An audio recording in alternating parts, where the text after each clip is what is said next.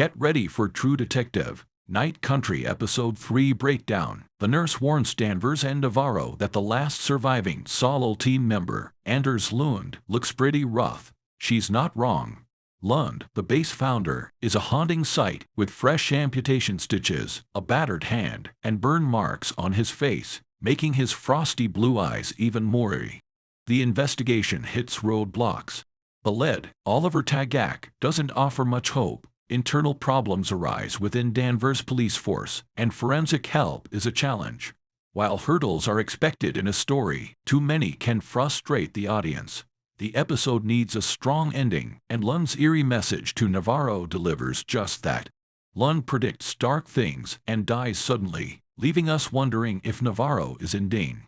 Despite drifting into supernatural territory, the scene works well, creating a tense atmosphere. Lund's words have a psychological impact, and Navarro's mindset becomes crucial.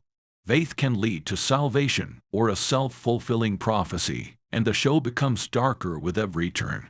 Ennis, the town in the series, faces numerous issues, from dire pregnancies to contaminated water. Episode 3 opens with a successful birth, but closes with another stillborn, hinting at the tool time and mining take on the community. We also glimpse the case that strained Danvers and Navarro's partnership, involving a suspicious death. The episode highlights Danvers and Navarro's past collaboration when they go through evidence.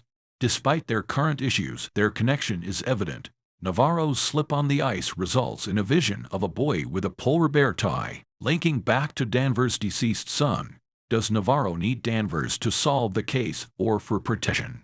The dark theme continues as Navarro shares her mother's death story, while Danvers struggles with her stepdaughter Leah's growing distance. The episode ends with Annie's chilling video, leaving the detectives to catch her killer and protect Ennis. Pete, a young cop, faces concerns about changes in his behavior, and his wife worries about his well-being. Another worrying character is Pete's dad, Hank, who raises questions about not reporting Annie K's relationship with Clark. A plot thickens as Annie's backstory unfolds, adding more mystery to the mix. There's a bit of a problem with getting people interested in the characters' personal stories. In Episode 2, it gets worse as the characters' individual tales become the main focus, but they are just not that exciting. In Episode 3, things take a strange turn with some supernatural stuff connected to the characters' pasts. Navarro looks into Annie's secrets and finds a connection to a guy named Tagak, but it feels like a side story, and Navarro's personal details don't add much to the main plot. Then, things get kind of weird as Navarro has a spooky encounter in another world with a kid who might be Danvers' son. But, since we don't really care much about the characters, it doesn't hit as hard. The main mystery about the Tsalal case gets put on the back burner in this episode. Navarro's search for Tagak doesn't go anywhere, and Clark is still missing.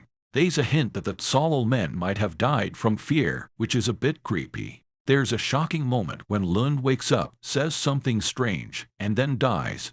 But it doesn't hit us emotionally because we don't really care about Navarro's mom or understand the issues between Danvers and Navarro. On the bright side, the show does a good job with the character Annie. She's shown as someone bringing life in contrast to the deadly mine.